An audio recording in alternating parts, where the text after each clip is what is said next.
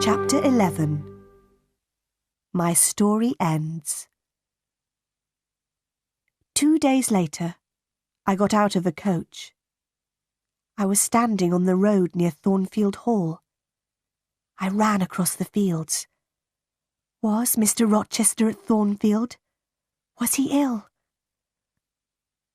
And then I saw the house. The house had no roof. Its walls were burnt and black. Nobody was living there. I looked at the burnt black house. I had seen this before. I had seen it in a dream. I was frightened. Where was Edward Rochester? I went to the village of Hay.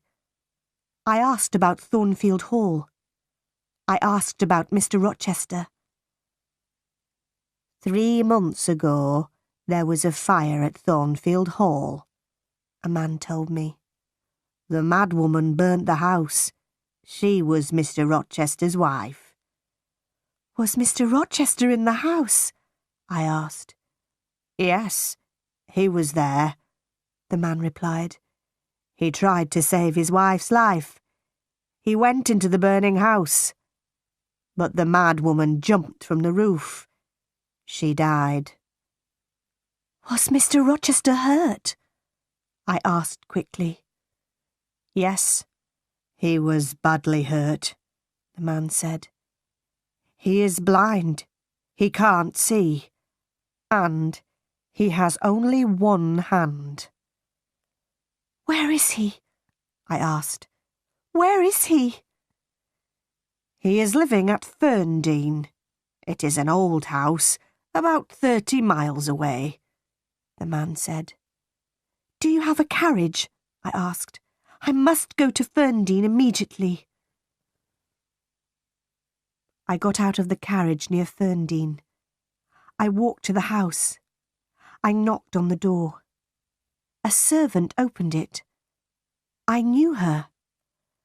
Oh, Miss Eyre, you have come, she said. Mr. Rochester has been calling your name. A bell rang in another room. That is Mr. Rochester's bell, the woman said. He wants some candles. There were 2 candles on a table near the door. The woman lit them, and she picked them up. Mr. Rochester is blind, but he always burns candles in his room in the evenings, she said.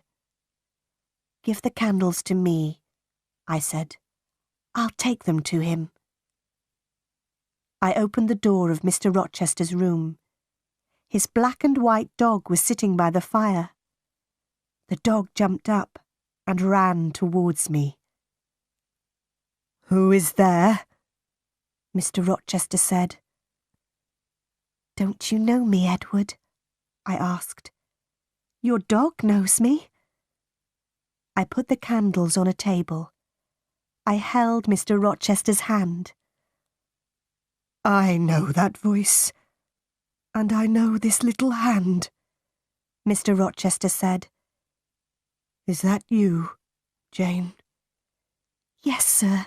I have found you at last, I said. I will never leave you again. Then I told Mr. Rochester my story. Why did you leave your cousins, Jane? Mr. Rochester asked. Why did you come back to me? I am blind. I have only one hand. I will take care of you, Edward, I said. But I don't want a servant, Mr. Rochester replied. I want a wife. You will have a wife, Edward, I said. I will be your wife. I will marry you. I loved you very much at Thornfield Hall. Now, I love you more. Mr. Rochester and I got married. After a time, his eyes were better. He could see a little. He saw the face of our first child. My dear Edward and I are very happy.